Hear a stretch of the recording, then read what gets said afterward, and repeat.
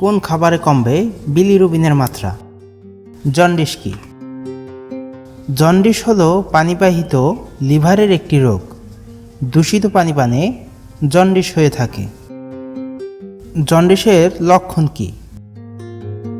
জন্ডিসে আক্রান্ত হলে ত্বক এবং চোখের রং হলুদ হয়ে যায়, প্রস্রাবের রং বদলে যায়, গ্যাস, অম্ল, শারীরিক দুর্বলতা, পেটে ব্যথা ইত্যাদি উপসর্গ দেখা দেয়।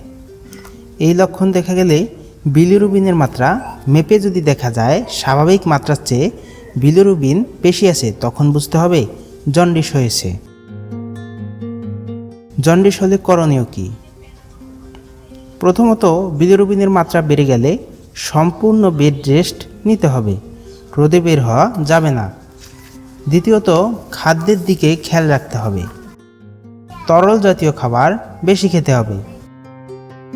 স্যুপ বা ঝোল খাওয়ার প্রয়োজন, সুতরাং মাছের পাতলা ঝোল, মুরগি অথবা সবজি দিয়ে তৈরি স্যুপ অথবা ঝোল খেতে পারেন। এগুলোতে ক্যালোরির পরিমাণ কম, কিন্তু এগুলো দেহে পুষ্টি প্রদান করে। ফল ও সবজির জুস।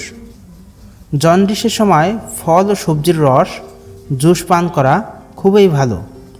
এগুলো জন্ডিসের কারণে উৎপন্ন জটিলতা ও হজমের সমস্যা থেকে রক্ষা করতে সাহায্য করে। ফল হিসেবে আপনি আপেল, কমলা, পেঁপে, আঙ্গুরের জুস পান করতে পারেন। সবজির মধ্যে বিট বা লাল শালগম, শসার জুস পান করতে পারেন। পানি পান।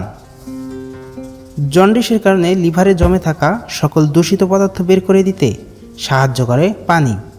এই সময় প্রচুর পানি পান করা জরুরি। শুধু পান করলে ভালো না লাগলে পানির মধ্যে লেবুর রস, শসা, পুদিনা পাতা ইত্যাদি মিশিয়ে ইনফিউজড ওয়াটার বানিয়ে খেতে পারেন। এছাড়া ডাবের পানি পান করতে পারেন। জন্ডিসে ডাব খুবই উপকারী। প্রোটিন। জন্ডিসের ফলে ক্ষয় হওয়া মাংসপেশি গঠনে এবং কোষ পুনরুদ্ধার করতে প্রোটিন সাহায্য করে।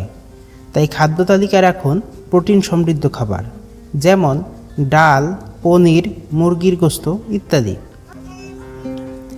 এই তথ্যগুলোর মধ্যে কোনো একটি যদি আপনার উপকারে আসে তাহলে সেটা হবে আমাদের সার্থকতা। দর্শক, ভিডিওটি দেখার জন্য আপনাকে অসংখ্য ধন্যবাদ।